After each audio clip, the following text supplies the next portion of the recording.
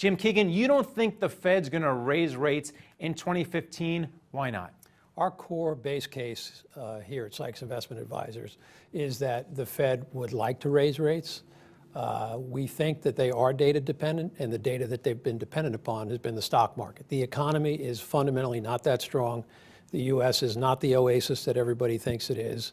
If you look at our economy, it's still 70% consumption. Consumption is driven by wage growth. Wages have been anemic. Median household income has not grown in 20 years. And we need to create high quality jobs that pay good wages. All right, so with the 10-year now at around 1.8%, where do you think it's going to be by the end of the year? Because our economy may be flatlining, but it's really bad in Europe, and they're buying our bonds and setting those yields low. Exactly. You hit the nail on the head. You can't look at the U.S. bond market anymore in a U.S.-only context. You have to view the U.S. bond market in a global context. And while 180 historically is a low yield, if you look at it relative to European bond markets, it's actually pretty attractive. And if you think about what the ECB and the Bank of Japan are doing, they're effectively taking out all of the net supply that's going to be issued over there. Money has to go somewhere. The U.S. is a logical place. You get a higher yield. There's a stronger dollar. That provides a tailwind to global investors. So if it's not in treasuries, where can you find yield in this market? Do you go for high yield? Because that sold off when energy got killed over the course of the last few months.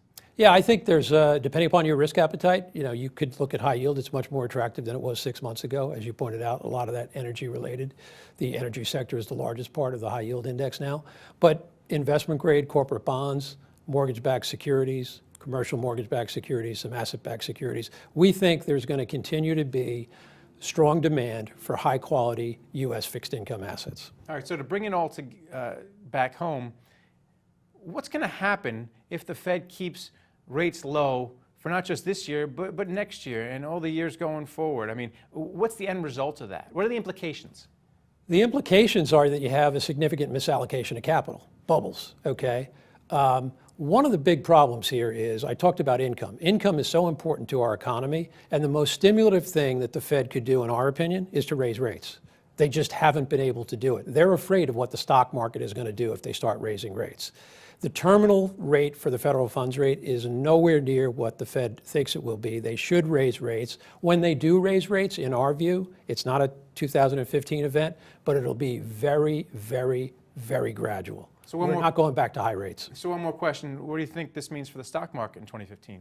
I think the stock market is going to be totally driven by earnings. You're not going to have the PE multiple expansion because the Fed is not doing quantitative easing. The liquidity cycle has rolled over, so it's all about earnings.